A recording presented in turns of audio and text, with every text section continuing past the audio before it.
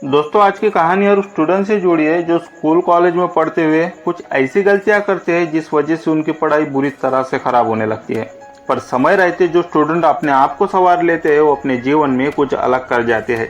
ये कहानी है ऐसे दो लड़कों की जो बचपन से ही दोस्त थे। एक ही स्कूल में पढ़ना, एक दूसरे के साथ समय बिताना और इनकी सोच भी काफ़ी मिलती थी और इसी वजह से इनके बीच में आज तक कभी तीसरा दोस्त बना ही नहीं। जब कोई एक गलती करता तो दूसरा उसे समझाता और दोनों पढ़ाई में भी काफी अच्छे थे। जैसे जैसे दिन बीतते गए उनकी दोस्ती और भी गहरी होती गई। दोनों पढ़ाई में भी काफी अच्छे होने लगे।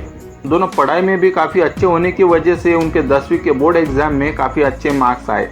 ये दोनों ही लड़के गरीब घर से थे। उनके माँ बाप उनके लिए क्या कर रहे हैं इस बात से वो अच्छी तरह से वाकिफ थे।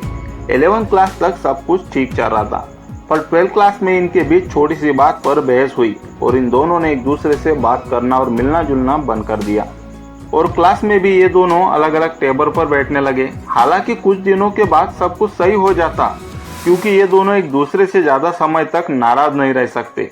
पर उस क्लास के कुछ बिगड़े हुए लड़कों ने उनके झगड़े का फायदा उठाते हुए दूसरे दोस्त के कान भर दिए ताकि उनके बीच और दूरियां बढ़े और वो अलग हो जाए। इस बीच एक लड़का उन गलत दोस्तों की संगत में फंस गया। अब उसे उन्हीं दोस्तों का साथ काफी अच्छा लगने लगा। दोस्तों, आपके भी स्कूल कॉलेज में आपके काफी अच्छे दोस्त होंगे। दोस्तों, आपके दोस्त कितने हैं ये मैटर नहीं करता, बल्कि मैटर ये करता है कि आपके दोस्त कैसे हैं, वो खुद के प्रति और आपके प्रति क्या सोच रखते हैं। ये काफी जरूरी है क्योंकि आपकी जैसी संगत होगी वैसे ही गुण आपके अंदर आने लगते हैं। एक दोस्त वो होता है जो आपको गलत दिशा की ओर ले जाता है और एक दोस्त वो होता है जो आपको सही और गलत की पहचान कराए। अब ये लड़का उन गलत दोस्तों की संगत में और फंसता चला गया जिस वजह से उसके अंदर काफी गलत आदतें बढ़ने लगी, जिसका नतीजा वो अपनी पढ़ाई से दूर होता जा रहा था और इसी वजह से उसकी पढ़ाई पूरी तरह से खराब हो रही थी। पर वही दूसरा लड़का काफी सही रास्ते पर चल रहा था। वो अपनी पढ़ाई भी काफी अच्छे से करता था, पर जब वो अपने बिगड़े हुए दोस्त को देखता तो उसे काफी बुरा लगता था। उसे अपने दोस्त को उन गलत दोस्तों से अलग करना था, इसीलिए उसने अपने दोस्त से बात की, उसे समझाया, पर वो समझने वाला नहीं था और इसी वजह से उस बिगड़े हुए स्टूडेंट का 12वीं क्लास के एग्जाम में फाइनल का रिजल्ट काफी खराब आया, जिस वजह से उसके माँ बाप ने उसे खूब डांटा और कहा कि हम तुम्हारी पढ़ाई पर कितना खर्चा करते हैं, तुझे कोई कमी ना हो इसलिए हम मेहनत करते हैं और तू ठीक से अपनी पढ़ाई भी नहीं कर सकता। और वही दूसरे लड़के के माँ बाप अपने लड़के की प्रोग्रेस देखकर काफी खुश थे। उनके चेहरे पर एक अलग ही खुशी थी जो उनके हंसते चेहरे से साफ दिख रही थी। दोस्तों, आपके माँ बाप आपके लिए हर वो तकलीफ उठाते हैं जो तकलीफ उठाने से आप आगे बढ़ सको। आपके माँ बाप कभी आपकी पढ़ाई को लेकर समझौता नहीं करते। आपको जो चाहिए वो आपको देने के लिए तैयार है, बस उसके बदले उन्हें क्या चाहिए, बस आपकी तरक्की। आप पढ़ लिख कर अच्छे मार्क्स लाओ, आप अपने पैरों पर खड़े हो जाओ, एक सफल इंसान बनो। दोस्तों, आपका भी एक फर्ज बनता है अपने माँ बाप के प्रति कि आप भी उनके सपनों में उनका साथ दे।